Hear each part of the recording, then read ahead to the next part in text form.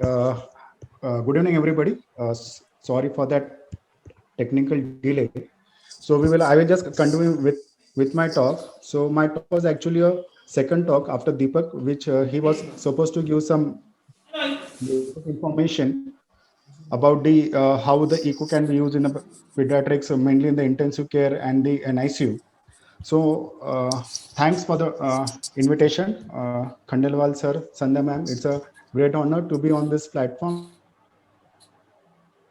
and guide some pediatricians.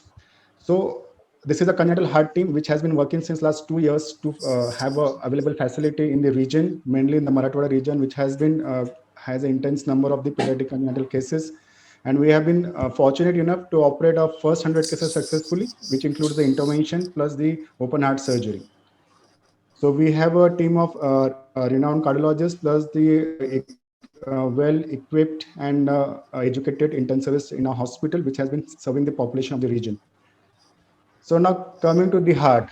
So basically, examining the heart is most important point in our life because it's an organ which has been functioning since the fetal stage till your death. And to function and to study the heart, we have the most important echocardiography as a tool. So mainly we function, we examine the heart in two type of echocardiography. It's a structural echocardiography and it is functional.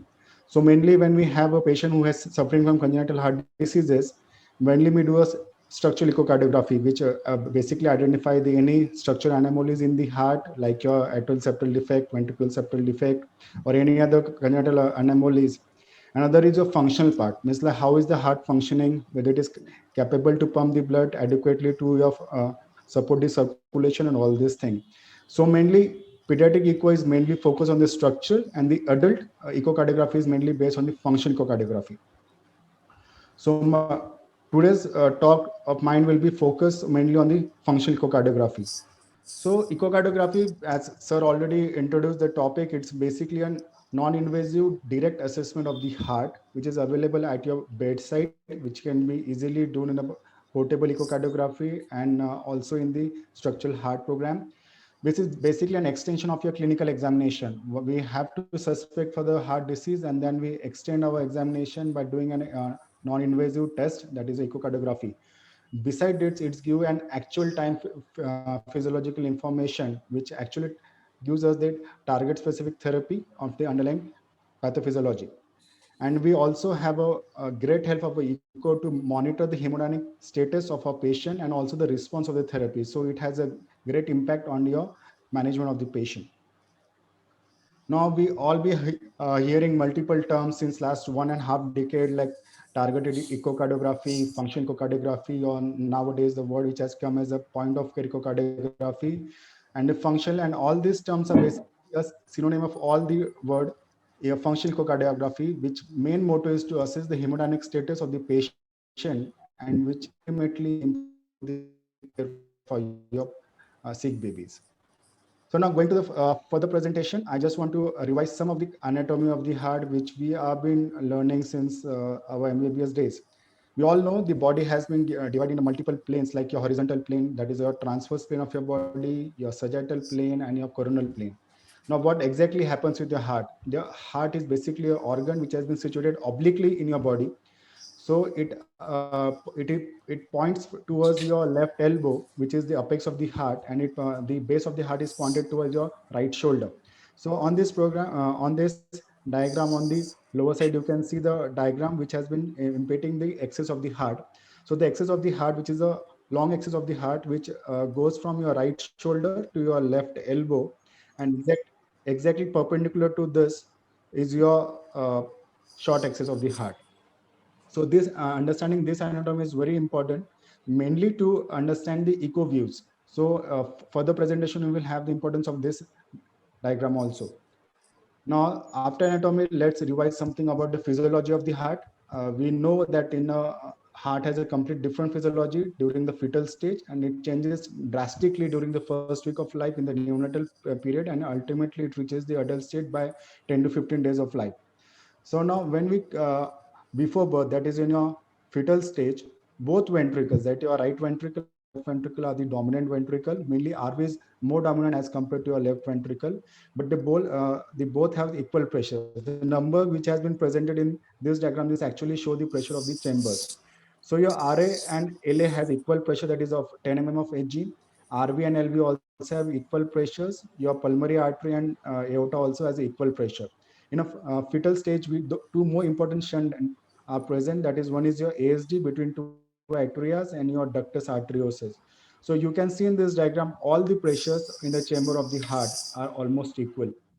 But exactly what happens after birth, once the lung are expanded after the first cry or the first breath of the baby, there is a tremendous increase in the pulmonary venous outgoing flow, which comes to your LA and it increases your left atrial pressure. And this ultimately closes your fossa ovalis, or that is a foramen oval. This also increases when the placenta is removed, uh, is extracted from, and the baby is totally separated. Your systemic vascularization also increases tremendously. So it ultimately increases your aortic pressure. It goes up to 120/75 as an adult, and then the LV pressure also rises. Now, from this diagram, I just want to show you that all the pressures are interlinked. Your RA pressure is basically your central venous pressure, which is equal to your RV diastolic pressure, and your RV systolic pressure is equal to your pulmonary artery systolic pressure. Now, the pulmonary artery diastolic pressure is equal to your approximately equal to your LA pressure, which is ultimately equal to your LV diastolic pressure, which is around 10 mm of HJ approximately. And your LV systolic pressure is equal to your aortic systolic pressure. So this interlinking of pressure is more important in the understanding the pathophysiology of any sick baby, or basically pathophysiology of the echocardiography. Now, when we have the multiple terms in the echocardiography, the gradients and all these things, basically gradient is nothing but the pressure changes or the difference in the pressure of two chambers. For example, when we have a tricuspid regurgitation, and when we say that a TR velocity or the TR jet velocity is around 50 or 60, what this exactly indicates? That it indicates that the RV systolic pressure and the and your RF systolic pressure, the difference between the two pressure is around 50. So gradient is nothing but a term which indicates the pressure difference between the two chamber, any two chamber. It could be your RV and RA, it could be pulmonary artery and the RV in the case of valvular pulmonary stenosis. The same could be between your aorta and the LV in a case of aortic stenosis. So after this basic talk, and just to, this is a diagrammatic, this is a tabular from what all we discussed in the last slide. Now coming to the echocardiography. Now what exactly echo? Echo is nothing but it's like your ultrasonography or looking at the heart from different angle and getting a complete assessment of the heart. So we all, as a echocardiography logist or the cardiologist, we know we use different planes to assess the heart. So mainly there are four positions what we use. It is a subcostal, apical four-chamber, parasternal views, and the suprasternal view. So my talk, I'm not going to confuse you all with this. I'm just going to focus on three main views which are we going to use. One is your apical four-chamber view. This is mainly what we do. We palpate the apex of the baby, and we keep a probe, that is a 2D probe at the apex, and we look towards the heart from that angle.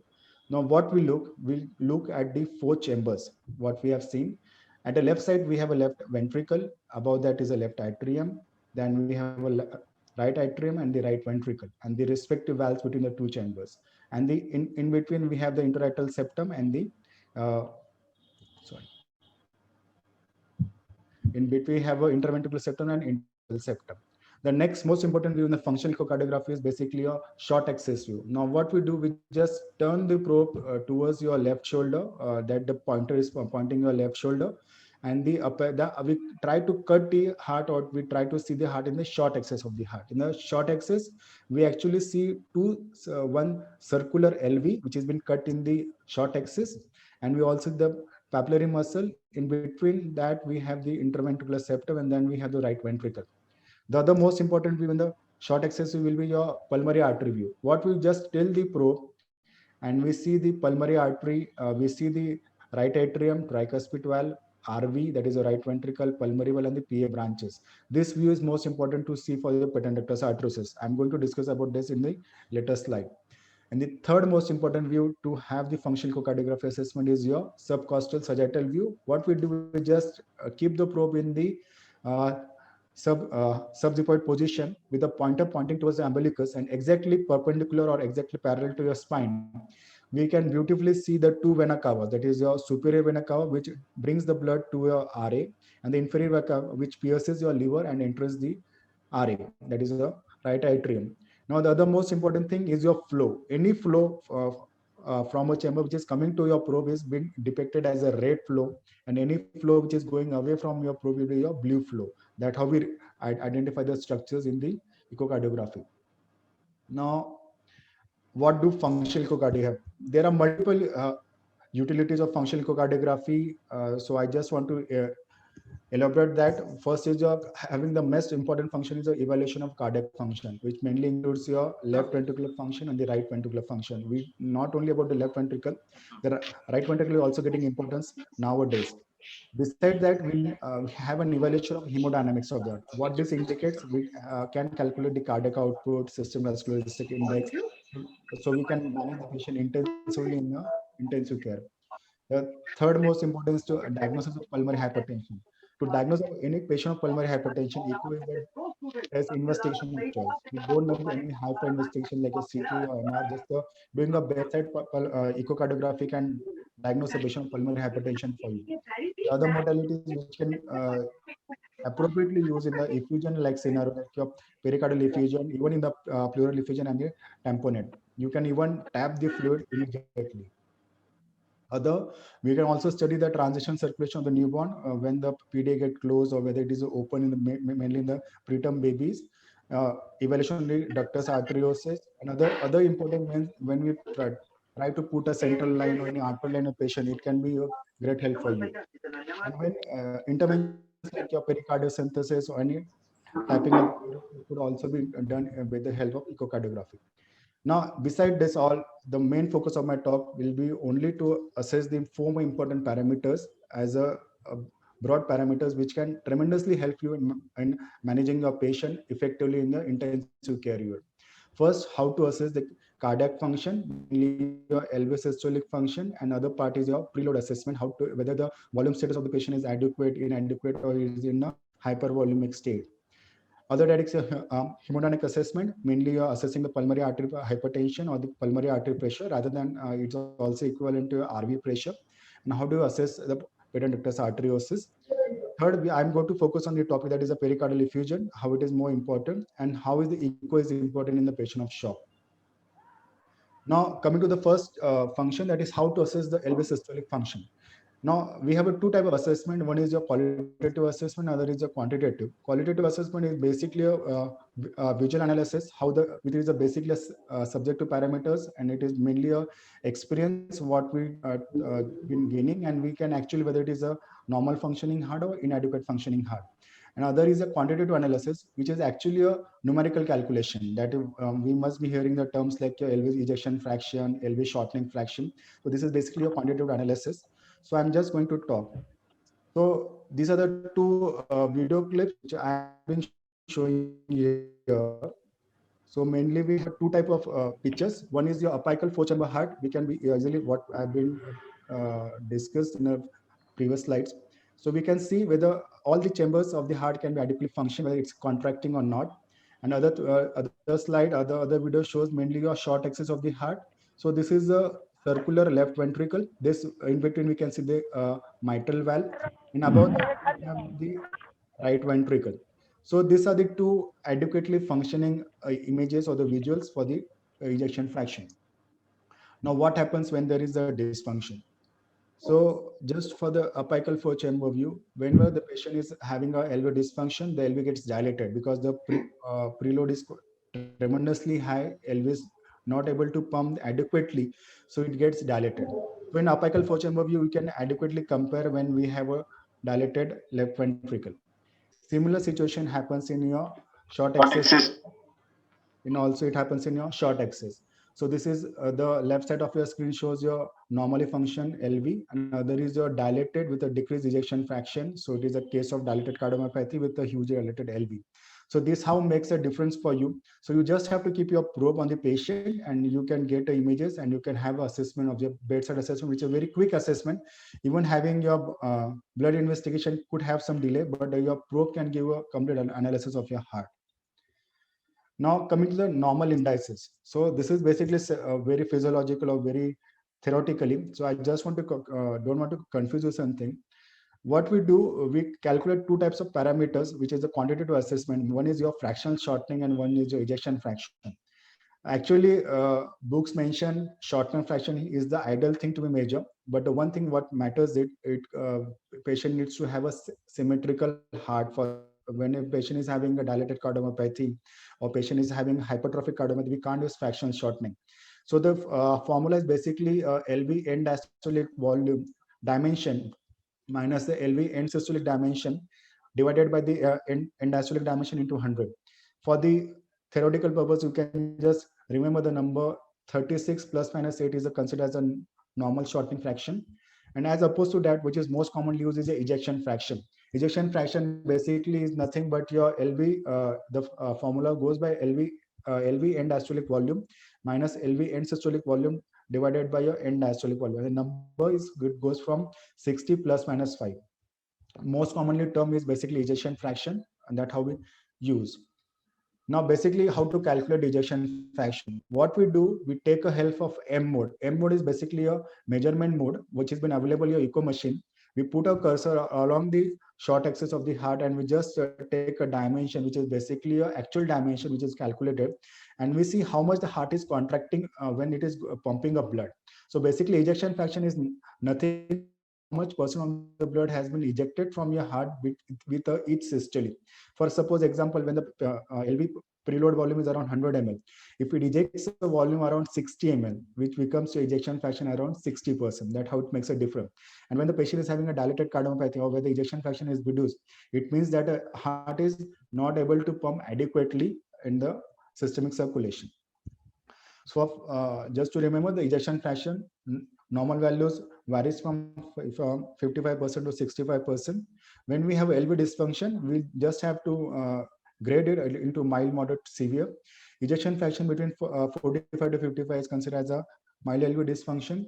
Moderate is around 30 to 45, and anything less than 30 is considered as a severe LV dysfunction. So after the LV, we come to the other ventricle, that is the RV. So RV pressure, as we learned in the previous slide, RV pressure, systolic pressure are always equal to your pulmonary artery pressure. So to calculate the RV pressure, we only use indirect methods. Basically, whether the any dilatation of RV is there or any dilation of pulmonary artery, which indicates that the RV pressure has been higher, so it is getting dilated. Other thing what we can use as a tricuspid regurgitation, jet velocity. As I'll explain this how we can use. Other thing which is most commonly used nowadays is your interventricular septal movement. We just have to look at the movement of the interventricular septum in a short axis view. And in the NICU setting or in the preterm babies, we can also use PDF flow velocities. I'm just going to focus on all these 4 points. So what is TR jet velocity? TR is basically TR jet velocity is basically nothing but the pressure difference between your right ventricle and RA. We just see the TR jet and we put your CW, that is a continuous wave Doppler along that, and we take a velocity from that, and we just used it. However, now I was talking, the RV and RA pressure difference is equal to your TR jet velocity. For example, suppose you put a cursor around your TR jet and you found it is around 100 mm of Hg. So how it goes, that is the RV minus RA pressure is equal to 100 mm of Hg. Now RV pressure will equal to 100 plus your RA pressure. Now we I've been telling that RV is equal to your pulmonary artery systolic pressure. So pulmonary artery systolic pressure is equal to 100 plus RA pressure, and RA pressure is always equal to your central venous pressure, because we put a central line which goes up to the RA, and it can actually calculate. So when you have invasive pressure monitoring, we can actually have the bedside echo and we can calculate how much is the pulmonary artery pressure. So this is based the rough or the crux how we can use a TRZ to assess the pulmonary artery pressure for any patient.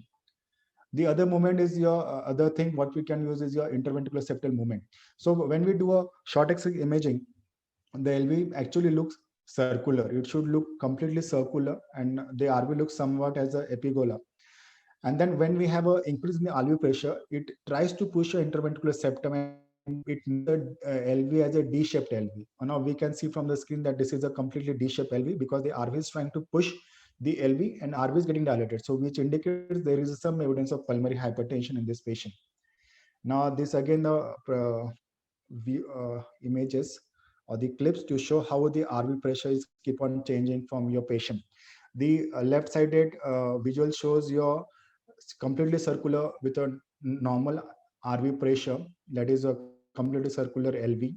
When the pressure tries to increase, is increasing, the RV starts dilating for you and it tries to push your interventricular septum. And when the RV pressure goes suprasystemic, it completely pushes the septum towards the LV during a systole. So this how indicates your pulmonary artery pressure. So once it goes to beyond the systemic pressure, the completely interventricular septum tries to close the LV. Now, how do we use the patent ductus arteriosus? Now, patent ductus arteriosus is basically nothing a connection between your aorta, which has your systemic pressure, and your pulmonary artery, which has your pulmonary artery pressure. So during a short axis imaging, when we do a modified imaging, we can see the main pulmonary artery from which continues as the left pulmonary artery, and duct is a connection between the left pulmonary artery and your descending aorta. So the equivalent when we do a ductal view, which is nothing but a modified short axis view, we can see the flow which is coming from pulmonary artery which goes against your probe. So it will be depicted as a blue flow, and the pulmonary PDA flow which is will be coming from your aorta to your pulmonary artery which is coming towards your probe. So it will be always depicted as a red flow. So any red flow which is coming to your pulmonary artery, unless prove otherwise, is nothing but your patent ductus arteriosus. So these are the two PDAs. Now I'm trying to show you the left side. It's showing your duct which is shunting from your left side to your right side, which means that your pulmonary artery pressures are not superior systemic or at the normal. But what exactly happens when the pulmonary artery pressure goes beyond the systemic pressure? It starts shunting from your pulmonary artery to aorta. So your PD will turn to blue. So this how we calculate the pulmonary artery pressure from your PDA. So these are the two video clips to show you the PDA, how it changes for you. The left-sided video shows your patent ductus arteriosus, which is shunting from your aorta to pulmonary artery because the pulmonary artery pressures are normal and it is shunting left to right. But what exactly happens when the pulmonary artery is getting dilated, the pulmonary artery pressures are getting increased, the PDA is shunting from your right to left, the blood is coming from pulmonary artery to your aorta. Similarly, we can take an advantage of CW, that is a continuous wave Doppler. So any flow which is coming to your towards your probe will be appreciated by, or which will be seen as a above the line flow, and any flow which is coming away from your probe will be shown below the line. So just to have an idea that how the flow could changes from your continuous wave Doppler, the left to right shunt will have a flow, or it will have a gradient above the line. Right to left will have below the line, and any which is bidirectional shunt, which is mainly used in the assessing the transition circulation, it can have initially left to right, and then afterwards it could become right to left. So how do, just like a TR, pulmonary artery, your PD gradient can also be used to assess pulmonary artery pressures. So PD is nothing but a connection between your aorta and pulmonary artery. So your PD gradient is equal to the pressure difference between your aorta and pulmonary artery. So your pulmonary artery will equal to your aorta. For example, if we have a PD gradient around 50, so your pulmonary artery gradient will be pulmonary artery pressure will be equal to aorta minus this. So if you consider that the patient is having a systolic blood pressure of 100, so 100 minus 50 will come around 60. So pulmonary artery pressures are 60 mm of Hg. That how we calculate on the bedside that how much is the pulmonary artery pressure, whether it's a systemic or suprasystemic. So you can see that any difference between a pulmonary artery and aorta will give a pressure of will give you a PDA gradient. Now, how to assess your central venous pressure, which is equal to your RA pressure. So the most important thing that is used is your IVC. I will come to. So what we do, we just have we take a help of your subcostal imaging, and we just try to put your probe along your spine, and we like to see along the IVC, that is inferior vena cava. So Normally, inferior vena cava has some respiratory variation. It when the inspiration is that it enlarges, and when expiration is there, it collapses. So this collapsibility is indicated, and it gives you RA pressure. So your normal IVC should be at least 50% collapsible. Your this video in between shows your IVC which is not very enlarging or collapsing. So your patient preload volume status is quite hypervolumic. And when when the patient is having a hypervolumic state, your IVC remains dilated in all the phases of your yeah, respiration. So when we have the RA pressure, which actually take a IVC diameter, and we see the changes in the respiration, whether it's collapsible or not. So when the IVC diameter is less than 1.5 centimeter and it is completely collapsed, your central venous pressure is 0, and you can have an idea that the patient needs more intravascular volume to increase the shock status for the patient. When the IVC diameter is normal, that is around 1.5 to 2.5 centimeter, and there is a decrease in more than 50%, that is a collapse. So we have adequate central venous pressure. So you don't need to give any intravascular volume for this patient. And when the decrease in when the collapsibility is less than 50%, it increases that the pressure is increasing. So we have to restrict the fluid for the patient. And when the IVC is completely dilated, it is more than 2.5 centimeter, and the collapsibility is quite less. So your central venous pressure is more than 15 mm of Hg. You don't have to restrict the. We have to restrict the fluid, and when needed, we can give the IV furosemide to patient to extract the fluid from the body. So this how echo can have a tremendous benefit in management of the shock and the preload assessment of the baby. Now, just pericardial effusion. So when we have any patient who has a huge heart, and when we suspect a cardiomegaly, we just have to keep a probe on your apex, and we can see whether there is any collection. So any fluid on your ultrasonography is basically is a black shadow. So any black shadow around the heart, which is not explainable due to any other cause, is pericardial effusion. And when the patient goes to a tamponade, which something very typical can be seen, which is called as a bouncing heart. Bouncing heart, basically heart keeps on floating in your pericardial sac, and it keeps on swimming from here and there. So we can see the heart which is bouncing the pericardial cavity. So there is no doubt that patient has a shock due to cardiac tamponade, and you need immediately have to drain that tamponade to save the life of the patient. Similarly, we can see the heart bouncing in the short axis view. Now coming to the next topic, that how does the echo can be helpful in the management of a shock patient. So we can assess, as we discussed now, that we can assess the preload of the patient, what is the volume status of the patient. We can assess the myocardial contractibility of the heart by your ejection fraction and the overall assessment. And now the next most important parameters to in any patient on the shock is your afterload. That is, how is your systemic vascular resistance index. So myocardial contractility is assessed by a cardiac output, ejection fraction, and this help to guide the vasopressor therapy or the inotropic therapy in your ICU. This most important thing that we have to assess according to the blood pressure. So now what happened? Basically, when we tried to assessment, we have been learning that the blood pressure is nothing but a product of your cardiac output and your systemic vascular resistance index. So we have multiple parameters in the echo, in a functional echocardiography, which can give a number of what is the cardiac outputs of the patient and what is the systemic vascular resistance index. That is your blood pressure. So any patient who has a ejection fraction which is low, cardiac output is also low, but your blood pressure is maintained. So this means the heart is at the problem, your cardiac output is low. So we need a drug which can help your heart to pump extra amount of blood. So basically we need inotropic support, and dobutamine is a drug of choice in this kind of scenario. When we have ejection fraction is also low, your cardiac output is also low, and your blood pressure is also low. So then we have to add this something which can increase the blood pressure.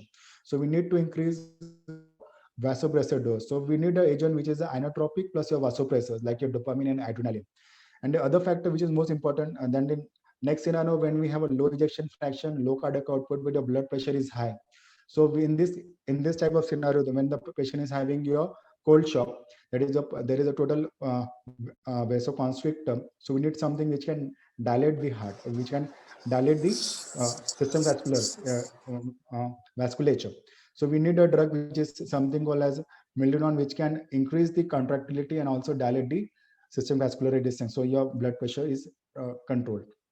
Now, sometimes we also have a patient who is in the warm shock. That is when the ejection fraction is good, your cardiac output is also normal, but the blood pressure is low. So we need something which can increase the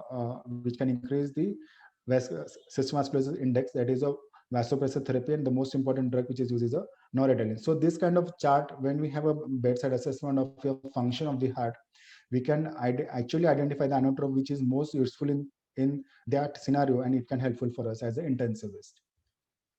Now, beside that, the intervention, I'm not going to play.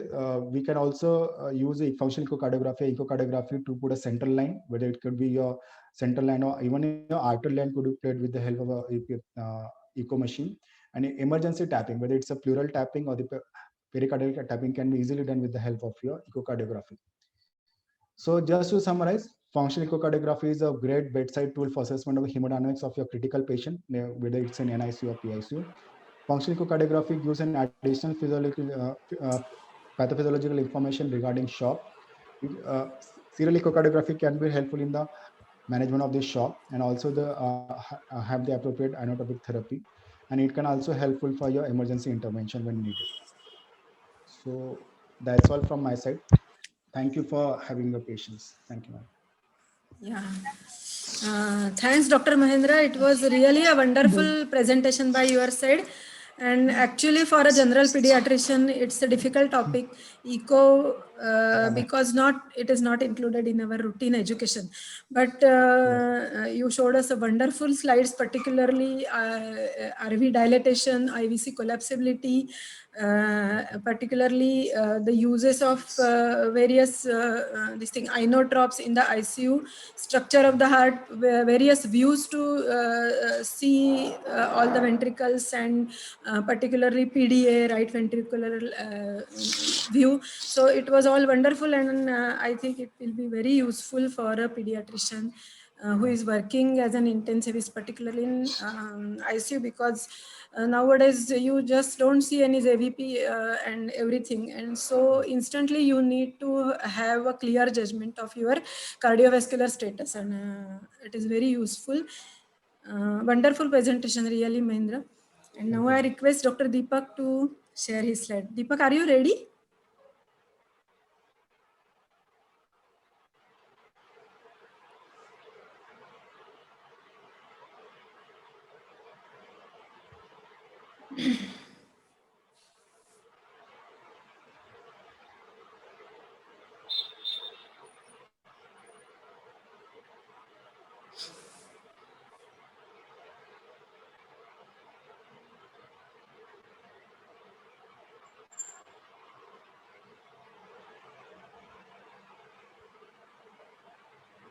Hello, is it visible, ma'am? Yeah. Just make it full screen. Yes. Sure. Yeah, nice. Yes. Yes, Good you evening, can everyone. start. Sorry for the inconvenience. No problem. Thanks for Go this ahead. opportunity. Yes. Now today, Mahendra has nicely explained all the details regarding this functional echocardiography, as it's a bit difficult topic for general pediatrics, but definitely useful for pediatric intensivists also.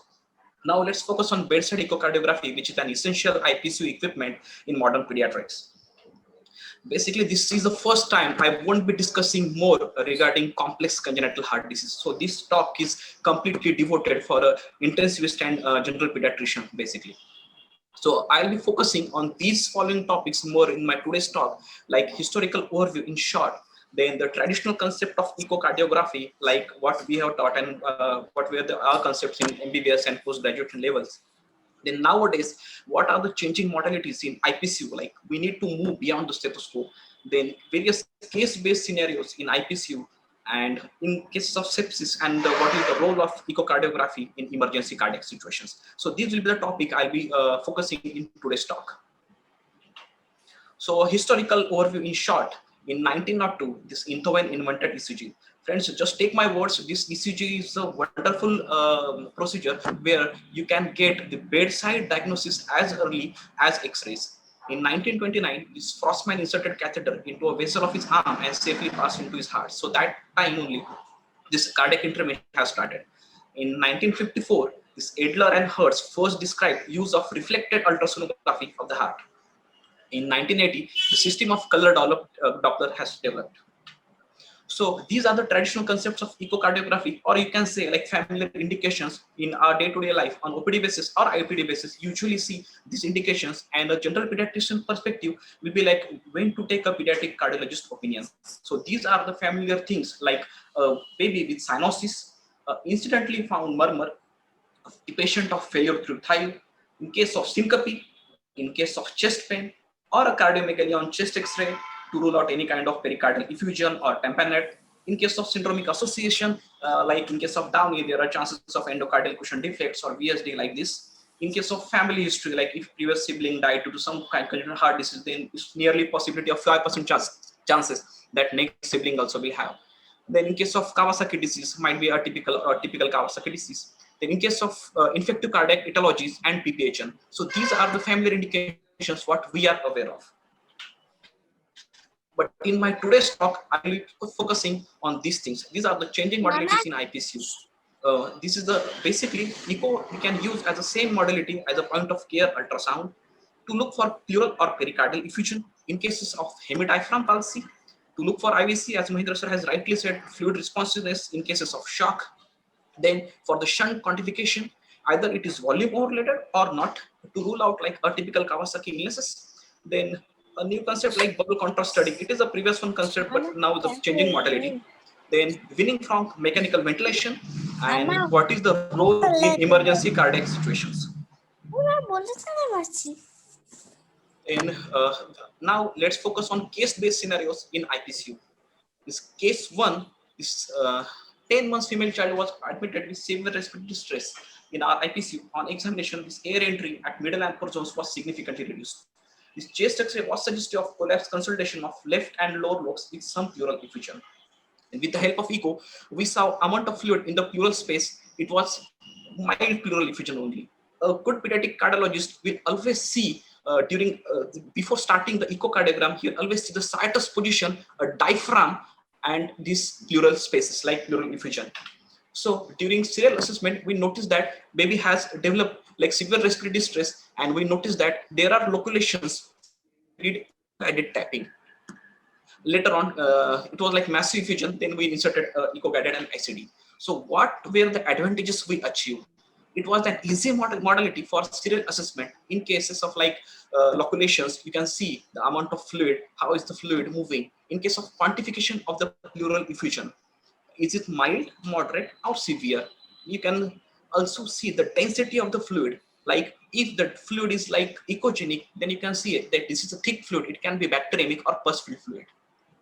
This is a complementary choice, but appropriate and precise decision making can be made. And it usually avoids multiple puncture. If you do echo-guided stabbing, then I assure you this will definitely avoid multiple punctures. Then this role of echo in guiding central line. In the same patients, like because of this difficult peripheral IV cannulation, we tried this internal jugular vein cannulation. And usually IJV cannulation is preferred to the subclavian because of higher incidences of pneumothorax. This internal jugular vein cannulation guided by palpation of anatomic landmarks is often difficult in infant and young children, usually the infants with short neck. So this probe was placed on the right side of the neck, perpendicular to the vessels, just lateral to the trachea.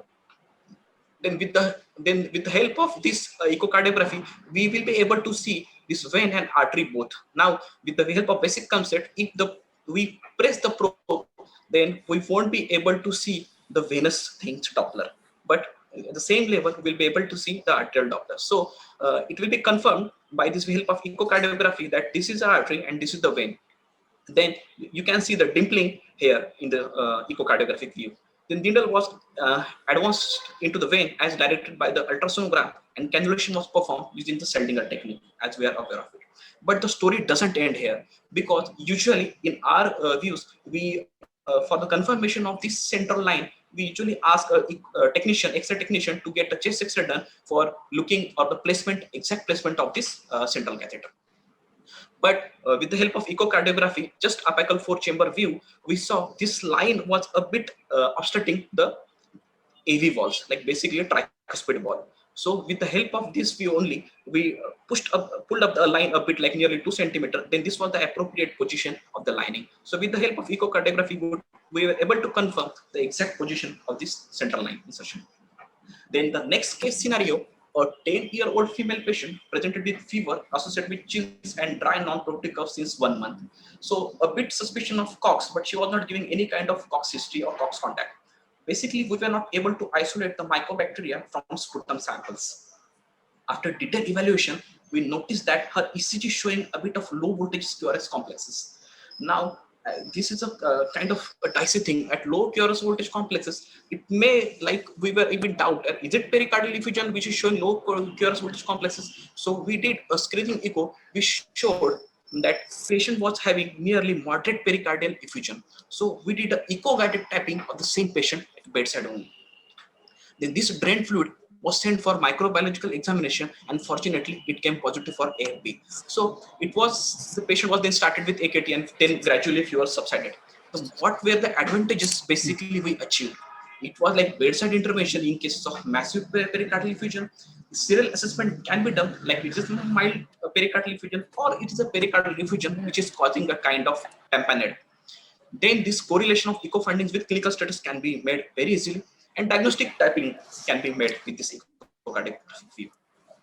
Then this is a very interesting case I would like to share with all you people. This 4-year male child was admitted for GBS on room air in our critical care unit. Now, this is a big question. What is the role of echocardiography in GBS? On 4th day of admission, baby had 2 episodes of regurgitation and the respiratory effects were not up to the mark. Now it's a bit dicey situation. Patient is maintaining on room air, but is it like causing respiratory paralysis as GBS pretends to be ascending paralysis? So with the help of echocardiography, we exactly see the basically the diaphragm movements. Screening scan for diaphragm revealed weak movements of the unilateral diaphragm. Still, we didn't intubate the patient because overall unilateral hemidiaphragm palsy has a better prognosis as compared to bilateral. In the echo images, this was the left-sided hemidiaphragm which was completely pulsatile. It means it was moving normally, and this was right-side diaphragm which was completely flat. So gradually we did the serial assessment, but we didn't intubate the patient because it was completely involving only hemidiaphragm. So serial assessments can reveal that both the diaphragms are moving well after a few days, and then the patient went off the discharge. Then another one thing, this is a quantification of shunt. Presently, this baby is admitted in our critical care unit. 8 months female baby with known case of heart disease, like patient is having moderate ASD and moderate VSD, presented with irritability, severe respiratory distress. On examination, patient is having bilateral fine crackles with systolic murmur grade 2/6, you can say. Chest X-ray is suggestive of mild right-sided effusion and bilateral haziness. Then this is a bit tricky situation. If any time in your critical care unit, any patient with a known case of congenital heart disease visits your critical care unit, you will be in trouble. Either this is an underlying cardiac pathology which is troubling the patient, or the recent onset of infection like pneumonia or septicemia is troubling the patient. So we just did a screening echo, apical 4-chamber view, to look for the cardiac chambers, but they were not showing any kind of volume overload. So basically, in the same previous patient, IVC dimensions were also with normal and adequate collapsibility with respiration. So what were the important echo findings in that same patient? There was no significant volume overload, or either IVC dimensions were absolutely normal. So basically, we got a guide for the management, like should we start with inotropes, yes or no? And titration of diuretics, should we go for IV diuretics or oral diuretics? And titration of fluids also. So basically, this echo modality is helpful in a case of a known congenital heart disease patient who comes to you in critical care unit with features, clinical judgment like you will be in trouble, like is it volume overloaded or is it recent onset of infection? So this was a nice case. And presently, this patient is admitted in our ICU. Then this is a new entity, basically acute fulminant myocarditis. Usually, acute fulminant myocarditis is more ever confused with DCM, like dilated cardiomyopathy. I will share a short scenario. There was a 2-year female child with severe septicemia with multi-system disease failure, and she was on mechanical ventilation and was on inotropes. She was admitted in critical care unit. Her chest X-ray was suggestive of some cardiomegaly with bilateral haziness. It was a bit dicey situation that this patient is already having multiple disease failure, multiple organ failure, systemic illnesses. So we did a bedside echocardiography. Thus, LV was a bit dilated. It was not significant dilated left ventricle, but the LVF was significantly reduced. Usually, in case of dilated cardiomyopathy, if LV is usually dilated, then this kind of LV ejection fraction will be acceptable. But in this scenario, LV was not significantly dilated, but the LV ejection fraction was significantly low. So this is a classical finding in case of acute fulminant myocarditis.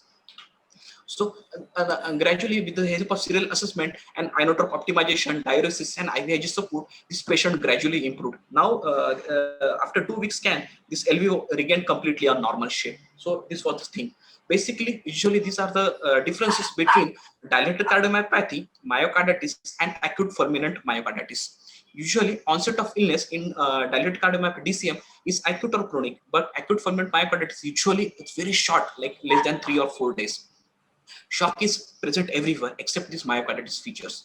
This multi-system involvement is usually positive in case of acute fulminant myocarditis. Tachycardia, yes, it is present everywhere. Hypotension also. The infective markers, they are significantly, they goes up to the extreme in case of acute fulminant myocarditis only. The LV ejection fraction, this plays a major role in detection of this acute fulminant myocarditis. No significant LV dilatation with marked decrease in LVF is a classical feature of acute fulminant myocarditis. And usually in case of DCM and myocarditis, they are like markedly decreased with significant LV dilatation. This interventricular septum is usually thin in case of DCM and myocarditis, and it's kind of thick in case of acute fulminant myocarditis. And usually recovery and the short-term mortality is case of high in case of acute fulminant myocarditis. So basically, management-wise, this acute fulminant myocarditis needs intensive management like IV inotropic support, IVIG, mechanical ventilation, anticoagulation therapy, ECMO, and ventricular-assisted devices as compared to this DCM and myocarditis. So these are just a short idea. If you get any kind of patient like comes with DCM, then is it a recent onset of infection which is troubling the DCM, or this is just an acute fulminant myocarditis? So these are the parameters where we will be able to distinguish between all these things. This is the next case where a 3-year-old male child presented with high-grade fever since 6 days with some amount of lip cracking and reddish pharyngeal mucosa. So suspicion was a bit like a typical Kawasaki illnesses. Usually we are aware of typical Kawasaki illnesses like strawberry tongue, cervical lymphadenopathy, and then various like fever more than 6 to 10, 14 days, all these things. But this was like we suspected to be like a typical Kawasaki illnesses. Cody echo revealed significant ectasia of coronaries. That we started with IVIG and high doses of oral aspirin.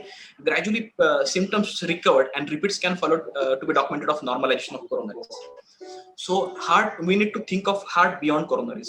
Usually, a pediatrician usually refers to a pediatric cardiologist to see the coronary dimensions. Either it is dilated or not dilated. But frankly speaking, friends, take my words, this coronary syndrome or acute Kawasaki illnesses usually may cause like future events also. For example, apart from early phase, echo should focus on aortic root dilatation, cardiac walls like late onset regurgitation, or myocardial dysfunction like regional wall motion abnormalities. And usually you will be in trouble at how frequently echo should be done. In cases of uncomplicated patients, echo should be done like 1 to 2 weeks after treatment. And in cases of significant coronary involvements, echo should be done like twice per week till the luminal dimensions completely stabilize. After that, 2 weeks, then 4 to 6 weeks, then 3, 6, and 12 months till all the parameters stabilize. So these will be the guidelines for a typical Kawasaki illnesses. The late onset infection, late onset myocardial function, late onset regurgitation are much common in many cases of a typical Kawasaki illnesses. Then this year 2020, this was a disastrous year for all of us as we suffered from this post-COVID illnesses, this new entity post-COVID PIMS, or you can call it as a post-COVID MISA, multi-system inflammatory illnesses, something. So this was the disaster entity for all of us. So we have seen nearly 12 to 15 cases in our center also. And this multi-system inflammatory syndrome is associated with post-COVID illness. Usually patient comes to critical care unit with hypotension, some GI symptoms, which are also uncommon, like severe pain, enteritis on imaging, like conjunctivitis, oral changes, generalized anasarca, cough, headache, irritability. And on these lab parameters, usually we will get like CRP, ferritin, LDH, all these parameters will be on a bit of higher side. Then the patient usually will present with classical Kawasaki symptoms or atypical Kawasaki symptoms. So basically, gradually, if this multi-system involvement occurs, then patient will land up in cardiogenic or distributive shock, and there will be evidence of single or multi-organ dysfunction. So basically, I'll just share a data analysis of our center. We have nearly seen 12 patients, out of which 10 fulfilled the criteria for this COVID PIMS. So out of 10 babies, 6 patients showed a significant coronary ectasia, 2 patients showed a prominent coronaries only, and 2 patients were noted to have ventricular dysfunction with a significant pericardial effusion. Children were given like IVIG at a dose of 2 gram per kg and high doses of aspirin. If in response to first line therapy, patient with persistent fever or worsening inflammatory markers, then after 3 hours, we repeated second dose of IVIG. Then what was the role of echo in post-COVID PIMS? Basically, this depressed LV function, like a significant decrease in the LV function, then coronary artery abnormalities, like including dilatation, aneurysm, or significant prominence of the coronary arteries, and this mitral valve regurgitation, in case pericardial effusion, depressed right ventricular function, and moderate to severe tricuspid regurgitation. These were the common findings we usually have seen in cases of this post-COVID PIMS. So echocardiography played a major role, either to start with this IVIG support, either to go for this inotropes and all these things. So these were the basic things. Then what is bubble contrast study? This is very an interesting topic. In cases of acute ischemic stroke, basically it usually happens with adolescent age group people as compared to the infantile ones. Small shunts or AV malformations are one of the causes of ischemic stroke. This bubble contrast study helps to determine the small shunts like AV malformations, persistent left superior vena cava, and small shunt like PFO or small AST. I know you will say why you are saying this bubble contrast study to look for this PF or AST. In cases of adolescent age group, being a pediatric cardiologist, it is a bit difficult thing to get a subcostal windows. So ASD can be easily missed by this pediatric echocardiography. So next modality will be transesophageal echocardiography, but this won't be possible at the bedside. It will take, it's a kind of time consuming thing. So usually what will we do? We will get an agitator saline that will be injected into the left arm of the peripheral cannulation. Then will be, if the shunts like PFO or ASD will be present, so this peripheral cannulation will directly go into RA, RV, but left-sided will be completely blank because there is no shunt between RA and RV. So basically, if there is significant shunt like small PFO or something, then this left side also will notice the micro bubbles. So definitely, this bubble contrast study will be helpful to diagnose a small shunts like PFO or something. Then sepsis, severe septicemia, why echocardiography is important. Severe sepsis always represents complex situations where early hemodynamic assessment and support is the key of success. Sepsis and septic shock are common causes of cardiovascular failure in critical care. Basically, heart is the victim. Heart may be the source of sepsis. Evidence showed that the use of echocardiography in septic shock leads to change in the therapy in large number of patients, majority of which are concerned with volume status and inotropes. Basically, study shows that using echocardiography in emergency department in patient with undeflected shock has a specificity of nearly 94% for identifying this sepsis. So what will we get from this echocardiography in cases of sepsis or septic shock? We'll get fluid status or IVC things, and as Mahendra has come nicely explained, like IVC collapsibility with respiration, either it is moving 50% or not exactly, or 5%. Then to rule out the any infective cardiac pathology like infective endocarditis, any adhesions to the cardiac walls. In cases of cardiac tamponade, the patient will end up in shock, and this is the modality. Basically, new onset left ventricular and right ventricular dysfunction is seen in nearly 20 to 25% of the septic patient and associated with worst outcomes. So this is a very important thing. And oftentimes, sepsis may complicate an alternate shock state, such as cardiogenic or vasopressic shock, leading to worsening of the hemodynamic and vasopressor things.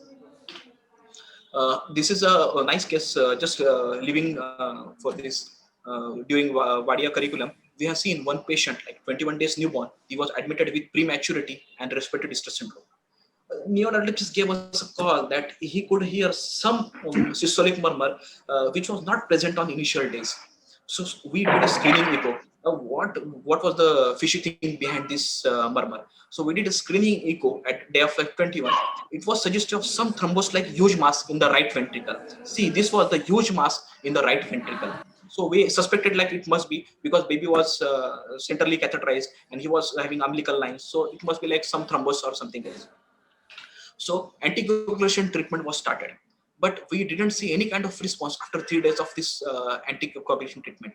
And after 3 days of stopping of anticoagulation treatment, we got a report in our hand that blood culture suggested of fungal sepsis. But gradually, this patient wasn't up to that extreme. He required open CVT surgery, cardiothoracic surgery for a newborn of 21 days. And this complete huge mass was excised. And this mass was surgically resected and sent for histopathology examination, which was revealed like it was like a fungal ball. So basic idea behind this story, basically we should go for 4-chamber view of cardiac morphology, which plays an important role in identification of adhesions, wall issues, fungal balls, etc. Early screening of cardiac chambers is recommended in all babies with severe sepsis or babies which are having like umbilical or prolonged central venous catheters. Then echo in emergency situation. Yes, there are various emergency situations where echocardiography plays an important role. Like in case of acute hypertensive crisis to find out the cause, in cases of cardiac tamponade, in cases of massive pleural effusion, massive cardiac effusion, all these things. So what is the role of echo in weaning from mechanical ventilation? In simple terms, I'll say you the things to be screened during weaning of this patient from the mechanical ventilation. These are patients should not have like tachycardia, or how is the LV contractility and what is the ejection fraction of the patient. Then regional wall motion abnormalities. Are there any wall motion abnormalities? Then peer pressures, which can be assessed with the help of tricuspid regurgitation jet or dilatation of the right side of the heart or interventricular septum. Then RV size and functions. These are the modalities where you should look for this patient you're supposed to wean from the ventilator support. This is short protocol where you should consider weaning from the ventilatory support. These are the echocardiographic assessment of the patient. For example, we did an echocardiography of the same patient who is mechanically ventilated now, and we're supposed to plan for weaning of the same patient. Either patient will have this LV dysfunction or RV dysfunction. If LV dysfunction is significant, like less than 35%, then we need to optimize the medical management, either diuretics, inotropes, vasodilators, or you can use levosimendan also. In the same patient, you should consider then if all this modality is controlled, then you should consider pressure support mode. Again, assess EF and structural things, and after nearly for 24 hours, if all the parameters are stabilized, then you can consider this weaning. If again these parameters are unsuccessful, then again you need to optimize this medical line of management like diuretics, inotropes, all these things.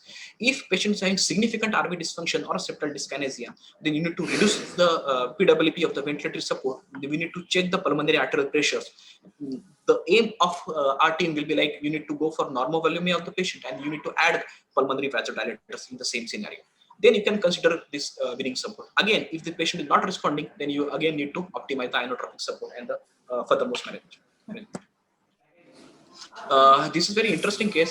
8 years female baby admitted with irritability and 2 episodes of seizure in OPD. Mother was giving some history of intermittent burning micturition since 1 year.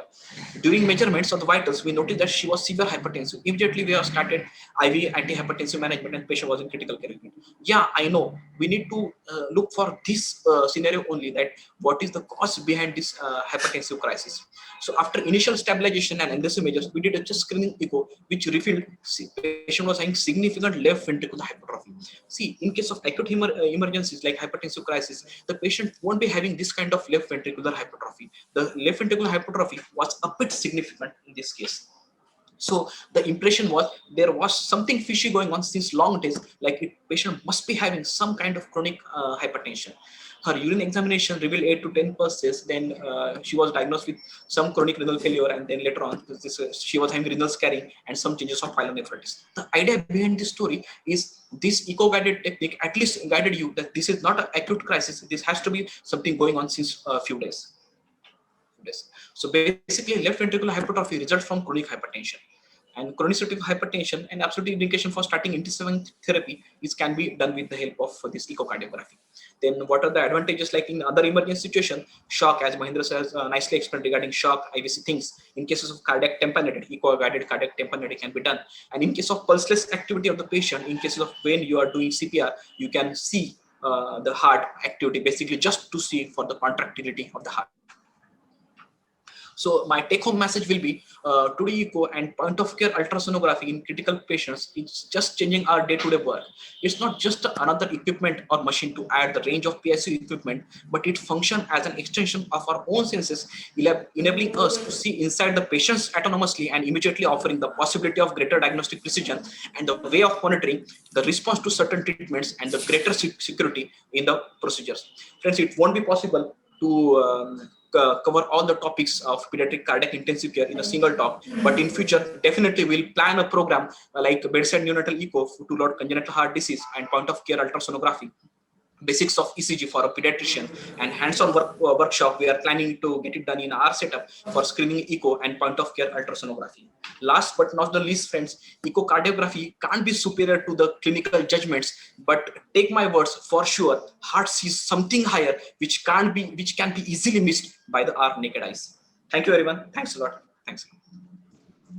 Thank you, Dr. Deepak. It was really a wonderful presentation, and we enjoyed the interesting cases that we showed us, particularly central line insertion guide to that, then pleural effusion case, particularly the diaphragmatic movement and how we avoided the endotracheal intubation, and that agitated saline and bubble contrast was the interesting thing. Actually, can I ask you the question that how do you prepare that agitated saline and what do you exactly do in that? Can you explain? Basically, ma'am, yes, sure, ma'am. Basically, in cases of like usually this ischemic stroke, usually we'll see the patients like moreover adolescent age group. So you need to take nearly 10 cc or 20 cc syringe, just inflate the saline, attach a 3-way cannula to the patient's peripheral access, then fill up the single syringe only and attach an empty syringe to the next point. Okay. Or you can take a bit half, nearly 7.5 cc in next syringe. Then you need to manipulate both the things like this push and pull of the things. Okay, and okay, if the agitated saline prepares, usually it takes nearly 20 seconds to prepare agitated saline. Hardly after pushing mechanism, you need to directly flush this jet flow with the help of jet flow in the quick method. So we'll able to see on the echography. And next time I'll share traction. Yeah. And is it so safe to do it? Yes. It's so safe. So safe. Okay. Wonderful. Really, it was a very nice presentation. Anybody is having any question? Can we ask any question to Dr. Mahendra or Dr. Deepak? Can in near future we can see echocardiographic stethoscope in physician chambers? What's that? Echocardiography? Stethoscope. No, sir. Actually, No. Actually. But some app are coming which can be attached to the iPhone or some Android phone, and you can do. No, only you can. Basically, only you can hear the ultrasonic waves, like waves, the cardiac movements or waves. Only audible things. Otherwise, the visual effects are not that much permanent. I have seen one device, Philips devices, which cost nearly 35 lakhs rupees in Bombay. They're only audible waves, which it was not up to the mark. So I would like to comment on this. Can I? Yeah. Go ahead. Sir, actually, what you are asking is something called as a hand-held echocardiography, which is not available in India at present. It is the only acceptable tool in the Western countries. Due to some concern about the PCPNT Acts, we are not able to have that in India. But definitely, we have something called as a stethoscope-guided ECG. There is one app which is a modified stethoscope. Just when we put it on your chest, we can have the ECG waves on your phone, mobile phone. But the technique you're asking is hardly to come in India. I don't think definitely any possibility to some PCPNT rules in India. It won't. But in the Western countries, they are easily available. Most of the patients are doing the handheld probes and the iPhone or tab, which is easily available. They just connect to their probes and do the echo for you. So doing the echocardiography for a normal pediatrician is very difficult. Are you planning to have some workshop and train the peripheral pediatrician in critical care in terms of cardiac evaluation and functional echocardiography? Sir, functional echocardiography, yes, definitely. We'll be planning to get just a workshop for screening things not like to rule out for some complex congenital heart disease like obstructive TAPVC or hypoplastic left heart syndrome or something else. So basically, we'll be planning to get just a screening echo or to look for pleural effusion, pericardial effusion, or a cranial ultrasound also, which is very beneficial as far as neonatology department is concerned. So we can think of those things. But it is a bit Basically, the tricky. idea of this webinar was to introduce a concept of functional echocardiography to the common pediatricians who are managing their critical care patients in day-to-day work. Definitely. Okay, so that they can have an insight of what echocardiography is and how it is helpful for their management in day-to-day practices. So that was the basic concept behind the webinar. Echo is mainly a practice job. Once you practice it frequently, you get more used to it, and we don't have to go for the structural analysis. Only the functional assessment for the emergency care management would be helpful for you. You don't have to learn the detailed echocardiography. How to interpret the echo is more important. But still, it's not easy. Yes, quite difficult. Structure, definitely, and that it's a more practice job. So yes, that's more to complex congenital heart disease. It's a tricky thing. Many times. Yes. So to conclude, I think the purpose what Dr. Khandelwal sir was telling, I think it is fulfilled, and it's very much fulfilled, I think. And nowadays, as we know, as we say, echocardiography is the extension of clinical examination in cardiovascular assessment of the children. And particularly for the intensivists, pediatric intensivists, it is a must tool, I think. And those who are practicing ICU, PICU, they should learn the technique, and we will definitely arrange the such workshop with both of you, and I'm sure we will be very much benefited out of that. And really, I have to say that you both are the assets for our Aurangabad pediatricians, and we will definitely use your expertise all the time. So thanks a lot for the wonderful presentations, wonderful cases, very basic messages, and we really enjoyed your talks. Thank you so much. Okay. Thanks a lot. Thanks a lot. Yes. Good night. Thank you, sir. Thank you, Good night. sir. Thank you, Mahendra, sir. Thank you, Sanega. Good night, ma'am. Thank you. Yes, thank you. Okay. Bye.